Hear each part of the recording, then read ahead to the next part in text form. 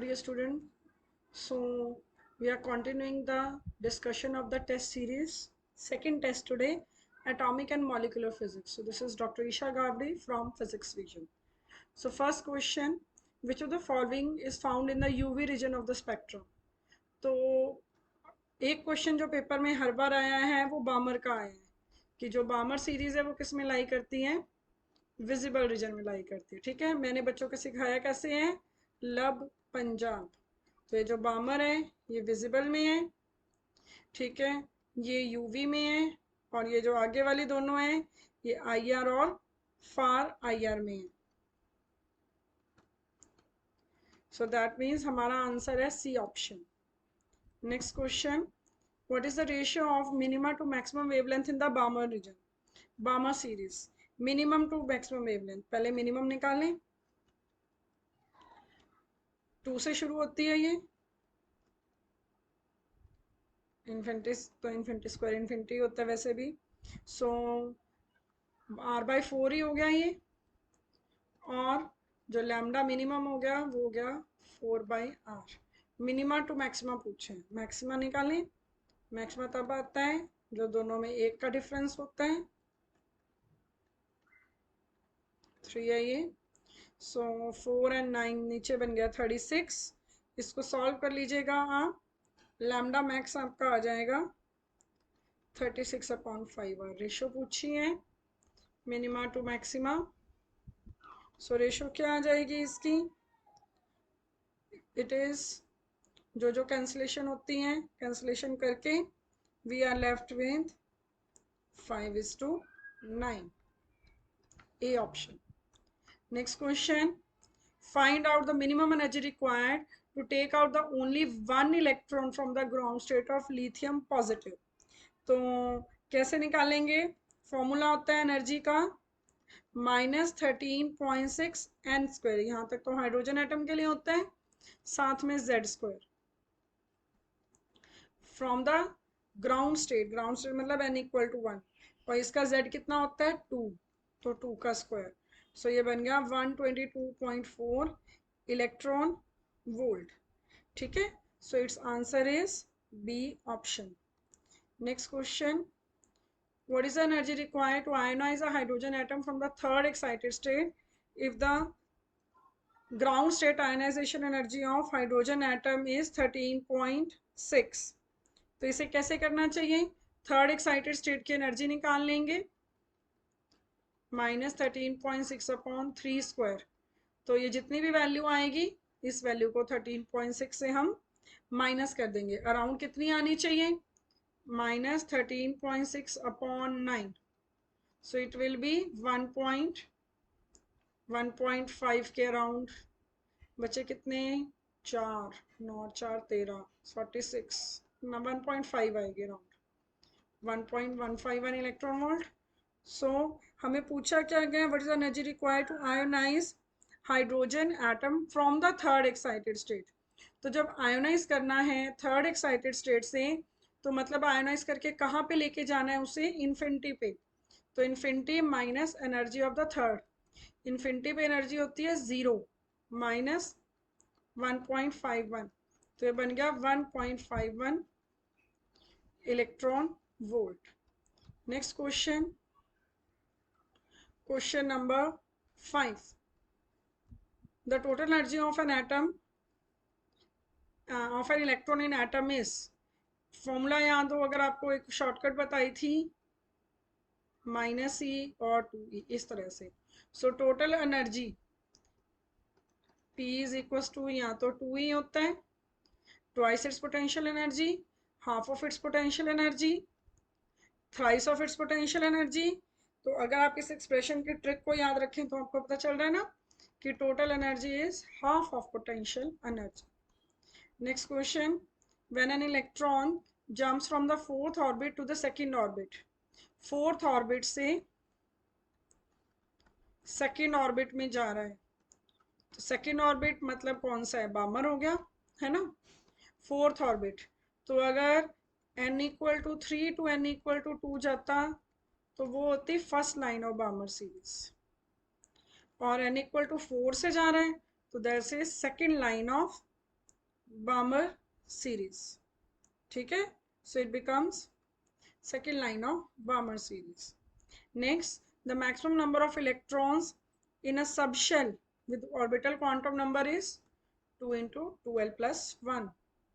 Next question, sodium atom has 11 electrons and energy levels are filled in this order, तो ground state क्या होगी? 11 electrons हैं, so filling करेंगे. Filling कैसे करेंगे? सिंपली फिलिंग का तो एक ही तरीका होता है, 1s2. इलेक्ट्रॉन के लिए इलेक्ट्रॉन के तरीके से फिलिंग कर देंगे, 3s1. तो इस स्टेट के accordingly spin half multi l 0 j l plus s मतलब हाफ. तो ground state 2s plus 1 l j. तो क्या बनी ग्राउंड स्टेट फॉर इसकी? ऊपर आ गया 2 क्योंकि स्पिन हाफ है, l कितना है 0 मतलब s, और j कितना है हाफ. सो इसकी ग्राउंड स्टेट बन गई 2s 1/2. D option. Next question, question number 9. The spectral term for electron are given by this one. So the term with the lowest energy. इसकी हमारी YouTube पे एक वीडियो पड़ी है, Hund's rule. Hund's rule पे एक वीडियो पड़ी है, वो वीडियो आपने देखनी है. उसके अकॉर्डिंगली आपको इसका सोल्यूशन बड़े अच्छे से समझ आएगा कि हमने लोएस्ट एनर्जी टर्म हम कैसे कैलकुलेट करते हैं, कि लोएस्ट एनर्जी की टर्म की कैलकुलेशंस किस तरह से देखनी है. तो सबसे पहले एक बात यहाँ पे तो बड़ी इजीली पता चल रहा है कि जो ट्रिपलेट स्टेट होती हैं वो मोर स्टेबल होती है सिंगलेट से, और इससे भी ज़्यादा स्टेबल होगी पेंटावेलेट. तो मतलब 5s इसका आंसर. इस स्टेट की मल्टीप्लिसिटी पूछी हुई है, तो मल्टीप्लिसिटी कैसे निकालते हैं? Multiplicity of 2d 3/2. मल्टीप्लिसिटी का जो फॉर्मूला होता है, स्टेट लिखेंगे हम 2d 3/2. अब इसके अंदर हमें ये पता चल रहा है कि l वैल्यू कितनी है, l इज इक्वल्स टू 2 और स्पिन हाफ. जो मल्टीप्लिसिटी है उसको निकालने का तो बड़ा सिंपल सा तरीका होता है. आपको याद है मल्टीप्लिसिटी ना भी कैलकुलेट करो तो सीधा ऊपर से ही पता चल जाती है, 2s प्लस 1. तो 2s प्लस 1 के हिसाब 2s प्लस 1 मतलब ऊपर वाली वैल्यू मल्टीप्लिसिटी होती है. So it is actually equal to 2. ज़्यादा दिमाग लगाने की ज़रूरत ही नहीं है. 2-3 बातें याद रखिए. अगर स्पिन वैल्यू गिवन है s तो सीधा मल्टीप्लिसिटी कैलकुलेट हो जाती है, 2s प्लस 1. अगर कोई स्टेट दे दी गई है तो स्टेट ऐसे लिखी होती है, इसके ऊपर वाली चीज इसकी मल्टीप्लिसिटी होती है. अगर आपको l वैल्यू गिवन है और आपको डीजेनरेसी पूछी गई है ऑर्बिट्स की, जैसे ये पिछला क्वेश्चन अभी हमने एक करा था ये वाला क्वेश्चन, तो मैक्सिमम नंबर ऑफ इलेक्ट्रॉन्स कितने होंगे एक ऑर्बिट में, तो वो हमेशा हम कैलकुलेट करके लिख देंगे 2 into 2l plus 1.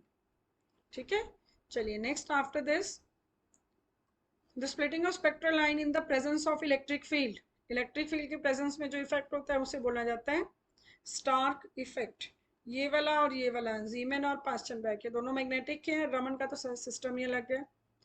And then angular momentum quantization किसने दी थी?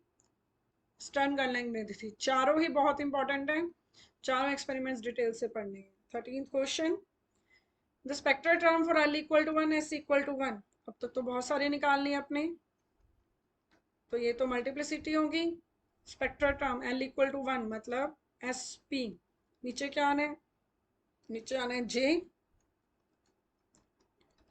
j l प्लस s होता है, तो 1 प्लस 1 2. तो कौन सी स्टेट दिख रही है हमें?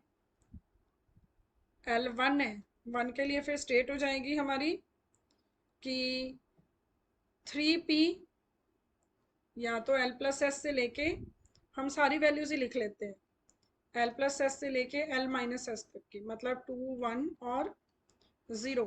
तो हमारे पास स्टेट आ जाएंगी 3p 2 1 एंड 0, राइट। तो मुझे यहाँ पे कुछ भी नहीं दिख रहा, so none of these. Next question, question number 14th. The spectral term 2f7/2 refers to an atomic system having angular total angular momentum spin as sun orbital L. तो आपसे पूछा गया इसमें क्या है, 2f7/2, तो 2 है तो मतलब ये 2s+1 2 के इक्वल है, तो स्पिन तो आ गई हाफ। f l कितना होगा, s के लिए 0 होता है, p के लिए 1 होता है, d के लिए 2 होते हैं, f के लिए 3 होता है, तो l होगा 3। अब j वैल्यू देवन है 7/2, तो मेरे पास j 7/2, l 3 और s वैल्यू आ गई है हाफ, तो a ऑप्शन बन रही है। In anomalous Zeeman effect d level splits up into 10, d1 4 में और d2 6 में। कौन सी d1 d2, सोडियम की जो लाइट होती है, सोडियम की लाइंस है ये। विच ट्रांजिशन इज नॉट पॉसिबल, कैसे चेक करते हैं कौन सी ट्रांजिशन पॉसिबल है कौन सी नहीं है। सिंपली उनका हम ये देखते हैं कि उनके बीच जो लेवल्स के वैल्यूज के बीच में डिफरेंस है वो कितना है। जैसे कि फॉर एग्जांपल अगर आप इस क्वेश्चन में देखें, इन दोनों के बीच डेल्टा एल 1 है, इन दोनों के बीच भी डेल्टा एल 1 है, इन दोनों के बीच डेल्टा एल 2 है, यहाँ पे भी डेल्टा एल 1 है। ठीक है, मैं प्लस माइनस साइन नहीं ले रही, मैं सिंपली सिर्फ इसकी वैल्यूज पे जा रही हूँ, तो ये वाली ट्रांजिशन अलाउड नहीं है, सो ये हमारा नॉट पॉसिबल वाला आंसर है। Next question, for an electron in hydrogen atom electric dipole transition, lecture cadre का क्वेश्चन है ये। For an electron in hydrogen atom, the states are characterized by usual quantum number L, L and M. The electric dipole transition between any two states require, ये आपको याद रखना पड़ेगा कि इसके अंदर क्या रूल्स होते हैं, कौन सी ट्रांजिशंस ये होती हैं कि डेल्टा एल की वैल्यू कभी 0 नहीं होती और जो डेल्टा एम एल होता है वो 0 ± 1 होता है। So this is the right answer, क्योंकि +-2 तो वैसे ही नहीं होना, ये तो वैसे ही गलत लिखा हुआ है। डेल्टा एल 0 होता ही नहीं, डेल्टा एल का डिफरेंस अभी भी हमने देखा ना, +-1 आ रहा था, so C option is the right answer. Next question number 18, the different values for the total orbital quantum number of two electron system with L1 and L2 1 and 2, तो L क्या होता है, L1 + L2 से लेके L1 - L2, plus किया तो बना 5, minus किया तो बना 1, 5 4 3 2 1, and then afterwards next question number 19, which of the following states exist, कैसे एग्जिस्टेंस चेक करें, हर एक स्टेट को चेक करना पड़ेगा। चेक कैसे करेंगे आप, चलिए पहले जैसे पहली चेक कर लेते हैं, है ना। तो पहली स्टेट है 3p1/2, इसके अंदर अगर मैं चेक करूं तो s वैल्यूज 2s+1 को अगर करा जाए तो 2 × 1 नहीं होगी, तो मतलब स्पिन 1 है, तभी 3 बना होगा ना। और l वैल्यू इसमें आ गई है 1 और j वैल्यू हाफ, तो अगर इनको प्लस करा जाए तो प्लस करेंगे तो j क्या होता है, l + s से लेके l - s, हाफ तो कहीं बीच में आने ही नहीं वाला, तो ये तो बननी ही नहीं है। अब 2p3/2 चेक करते हैं, इसमें चेक करें, इसमें स्पिन वैल्यू इसकी भी इसकी बन रही है हाफ, है ना, क्योंकि 2s+1 = 2 रखोगे। कैसे चेक करते हैं बेटा, 2s+1 को 2 रखा तो स्पिन आ गई हाफ, और l वैल्यू 1 है और j वैल्यू कितनी है, 3/2 बन रही है भाई, l + s को प्लस करो तो 3/2 आ रहा है, यही राइट आंसर है। बाकी आपके दोनों चेक करिएगा कि क्या ये एग्जिस्ट कर रही है। Next question, the degeneracy of the state 3f is, 3f की डीजेनरेसी कैसे चेक करेंगे। हाँ जी, डीजेनरेसी के लिए फॉर्मूला क्या होता है, ये आई थिंक इस बार पेपर में भी आया है मेरिटोरियस में। डीजेनरेसी चेक करने का जो फॉर्मूला होता है, ये स्टेट दे रखी है, मुझे पहले जे निकालना पड़ेगा। जे के लिए मैं 2s+1 3 से मुझे स्पिन मिल गई हाफ, और एफ के केस में एल होता है 3, तो जे वैल्यू आ गई l + s से लेके l - s तक, तो 3 + 1/2 से लेके 3 माइनस 1/2 तक। 3 प्लस 1/2 बन गया 5/2, और ये माइनस किया तो बन गया, क्या वैल्यू बन गई है, 3f। स्पिन, सॉरी बेटे, इसको करेक्ट करें, करते करते मेरे से गलत लिख गया ये। इसको 1 करिए, 1 करने से हमारी सारी टर्म्स चेंज हो रही हैं। Yes, we were doing the wrong thing, correct it. Okay, तो ये बन गया 4 3 2। अच्छा हो गया मैंने ध्यान दे दिया, आपने कमेंट बॉक्स में पहले सबसे पहले मुझे यही बोलना था। चलिए 4 3 2। ओके, अब मल्टीप्लिसिटी निकालें, 2j प्लस 1 की वैल्यू निकालते हैं। j 4 है तो 9, 3 है तो 7, और 2 है तो 5, 21। तो मेरा आंसर इसका आ रहा है 21। Next question, the wavelength of first line of Balmer series of hydrogen atom is 6563. Determine the wavelength of first line of Lyman series. Lyman series की निकालनी है और बामर की हमें दे रखी है। तो पहले लिखे जरा, first line of Balmer series, Balmer का BAL डाल लेते हैं। ये भी रिसेंटली करा था हमने, इसकी वैल्यू 36/5 आ रही थी, अभी क्वेश्चन में करें हमने। And the first line of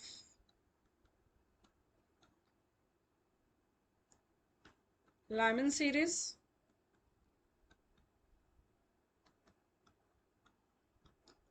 one square 2 square. तो यहाँ से जब लैम्डा ऑफ लाइमन करेंगे तो वो आ जाएगा 4/3।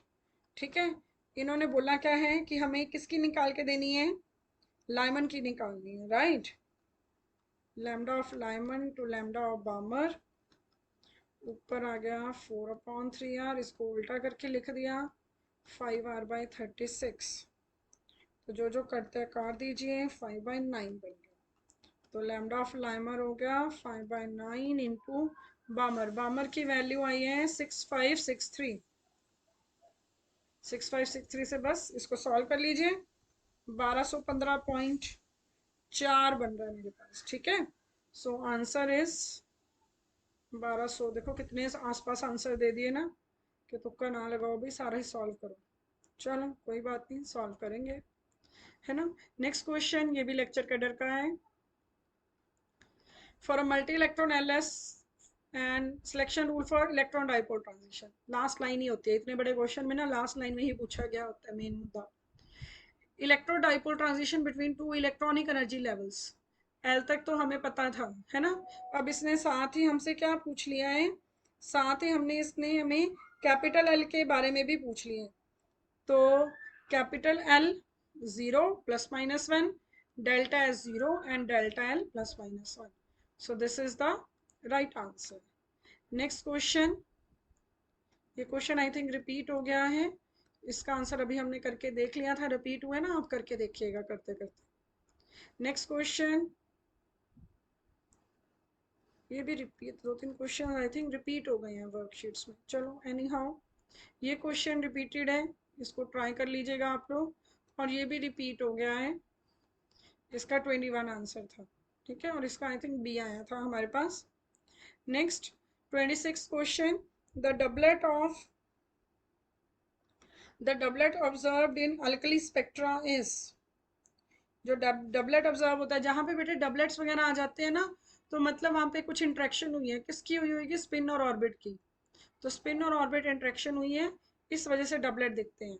हाइपर फाइन स्प्लिटिंग, देखिए एक होता है फाइन स्ट्रक्चर और एक होता है हाइपर फाइन स्ट्रक्चर। जो हाइपर फाइन स्ट्रक्चर होता है वो न्यूक्लियस से रिलेटेड होता है, और जो फाइन स्ट्रक्चर होता है वो इलेक्ट्रॉन से रिलेटेड होता है। तो आप ये देख लो न्यूक्लियर वाला ऑप्शन कौन सा है, जो कपलिंग बिटवीन, यहाँ पे मुझे दिख रहे हैं electron and nuclear spin. So C option is our right answer. Next question number 28. If 50 kilovolt is applied potential in an X-ray tube, then the minimum wavelength. ये एक्सरे के दो तरह के होते थे, एक करेक्टरिस्टिक्स और कंटिन्यूस। तो जो कंटिन्यूस वाला होता है वो इस बेसिस पे किया जाता है, और इसके लिए बड़ा ही सिंपल सा फॉर्मूला है, लैम्डा इन एंगस्ट्रॉम किसके इक्वल होता है, 12400 upon energy in electron volt. ठीक है, और अगर वेवलेंथ की, अगर वोल्टेज की टर्म में हो तो सिंपली वोल्टेज, तो 12400 अपॉन जो आपको यहाँ पे वोल्टेज दे दी गई है 50 किलो वोल्ट। तो आप इसे सॉल्व करेंगे एंड सॉल्व करके आपका सी ऑप्शन आंसर आ जाएगा। Next question, consider the pure rotational spectrum of a diatomic rigid rotor. The separation between two consecutive lines in the spectrum is, rotational में किस पे डिपेंड करता है, रोटेशनल में मोमेंट ऑफ इनर्शिया का expression आता है ना, H cut square by 2i j into J plus 1, तो मोमेंट ऑफ इनर्शिया के इनवर्सली प्रोपोर्शनल होता है, ये रहा, B option is our right answer. Next question, Raman ही एक ऐसा स्पेक्ट्रम है जिसमें रूल क्या होते हैं, +-2 पे जाता है, 0 रेलिक के लिए, +-2 स्ट्रोक्स और एंटी स्ट्रोक के लिए। ये भी गलत हो गया, 1 होता ही नहीं है, 0 और 1 तो वैसे ही नहीं होता है। एलएस कपलिंग किन में होती है, L for LS, L for light, LS coupling is for light elements. Options तो देखी नहीं, ये रही सॉरी ऑप्शंस इसकी, L for LS, L for light. Find the true statement. An electron will not lose energy when jumping from first orbit to third orbit. An electron will not give energy when jumping from first orbit to third orbit. An electron will release energy when jumping from first orbit to third orbit. An electron will absorb energy when jumping from first orbit to third orbit. ये है first orbit, बीच में second होएगा third. हमें अपने common sense लगाएं कि अगर हमने इसको इलेक्ट्रॉन को यहाँ से यहाँ पहुंचाना है तो हमें एनर्जी एब्जॉर्ब करनी पड़ेगी, है ना। और अगर ये 3 से हम 1 पे लेके आते तो ये एनर्जी लूज करता, जैसमें जैसे एनर्जी रिलीज करता कहते हैं हम। सो इसका आंसर हो गया D option. Next, according to Moseley law, Moseley law क्या थी कि जो वेव नंबर होता है वो r(c(z-1)² इसके प्रोपोर्शनेट होता है। किसके प्रोपोर्शनेट आ गया, एटॉमिक नंबर के आ गया, है ना। So it is proportional to atomic number. Next after this the continuous X ray, अभी करा ना मैं, कंटिन्यूस एक्सरे स्पेक्ट्रम में लैम्डा मिनिमम निकालते हैं, है ना, मिनिमम वेवलेंथ निकाली जाती है इसमें एट अ कांस्टेंट वोल्टेज। आपको कि मैम वेवलेंथ मिनिमम है तो फ्रीक्वेंसी मैक्सिमम है, कैलकुलेशन मिनिमम वेवलेंथ वेस्ट करी जाती है, उसका फॉर्मूला ही लैम्डा मिनिमम के लिए किया जाता है, ठीक है। Next after this, characteristic line और axis spectra not likely to be excited by, characteristic spectra किससे नहीं होता, न्यूट्रॉन से नहीं होता, न्यूट्रल पार्टिकल्स हैं, they are not of use to us. Next, the correct order of energies of different type of transitions. आपको थोड़ा सा याद हो तो मैंने क्लास में ना इसका वो समझाया भी था कि हम जैसे ईवीएम जाते हैं ना मशीनें जिसमें वोटिंग करते हैं, ईवीआर से याद कराया था कि सबसे ज़्यादा एनर्जी इलेक्ट्रॉन की होती है, फिर वाइब्रेशनल की होती है, फिर रोटेशनल की होती है। तो पहले तो ये तीनों देख लेते हैं, लास्ट में ट्रांजिशनल देख लेंगे। तो सबसे ज़्यादा एनर्जी इलेक्ट्रॉनिक्स, फिर वाइब्रेशनल, फिर रोटेशनल, ठीक है। तो पहले ये तीनों का ऑर्डर तो बनाई, ट्रांसलेशनल सबसे लास्ट। सो ये रहा हमारे पास, A option is our right answer, ठीक है। नेक्स्ट चल रहे हैं हम, the region of EM spectrum for nuclear magnetic resonance.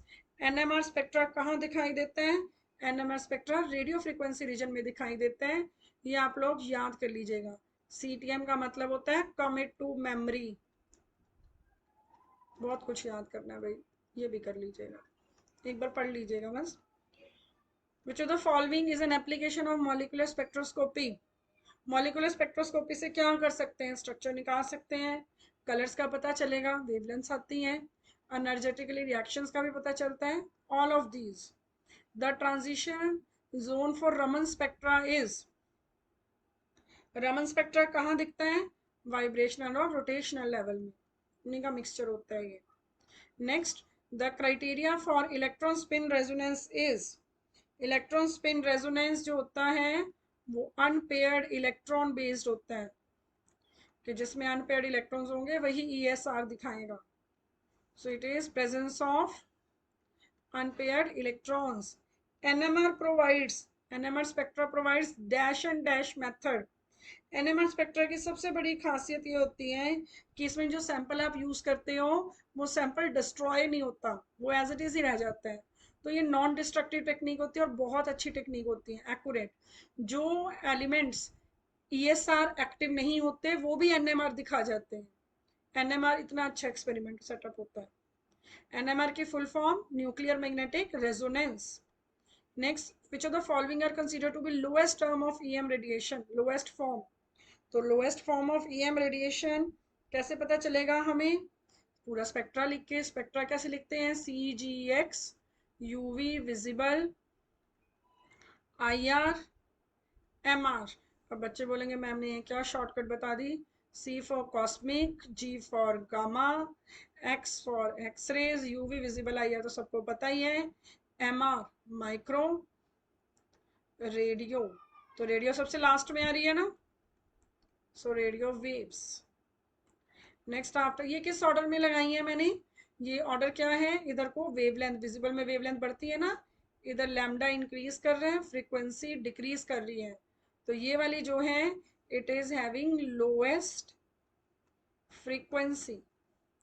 Next question, question number 43, X rays are produce effectively when effectively electrons when they strike, तो एक्सरेज कब produce करते हैं electrons, when they strike a dense metal।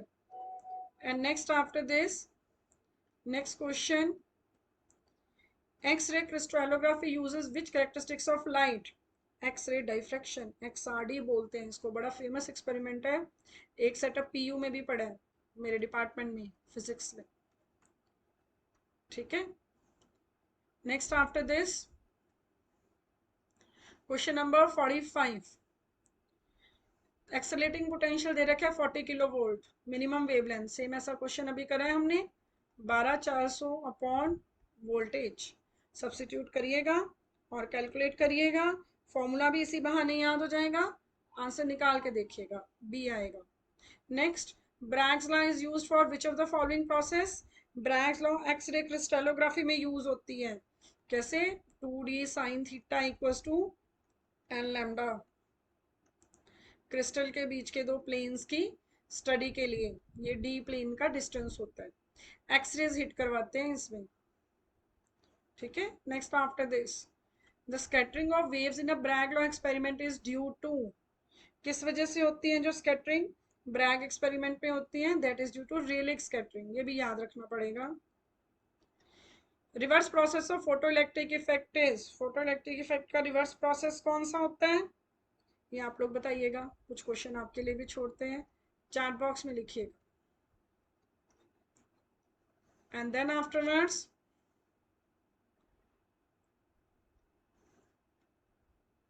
Forty 48 के बाद, okay इसका diagram missing है, ये question cut कर देते हैं हम। Next question, question number 50, the elastic scattering of photon is called, elastic scattering को क्या बोलते हैं हम, रेलिक स्कैटरिंग बोलते हैं, राइट। और अगर इन इलास्टिक होती है तो उसको क्या बोलते हैं, इन इलास्टिक को बोलते हैं रमन स्कैटरिंग, रमन को नोबेल प्राइज मिला था इसके regarding. In Raman spectroscopy the radiation lies in, कहाँ लाई करती है रमन में रेडिएशन, विजिबल में।